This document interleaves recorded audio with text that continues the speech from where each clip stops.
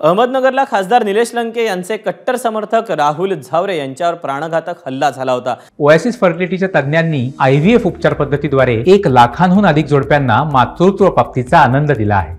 मोफत appointment book करण्यासाठी आजच संपर्क साधा। तर आता राहुल झावरे यांनीच आम्हाला शिवीगाळ करत मारहाण केल्याचा आरोप एका महिलेने केला।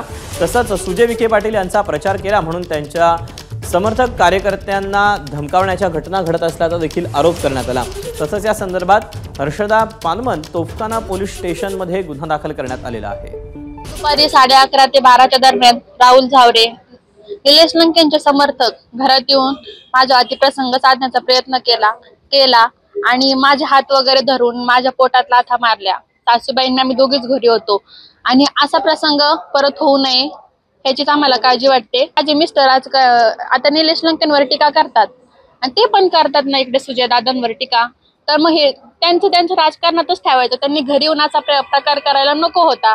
गुन्हा दाखल केला का? हो, गुन्हा दाखल झालाय। ABP माझा, उघडा डोळे बघा नीट।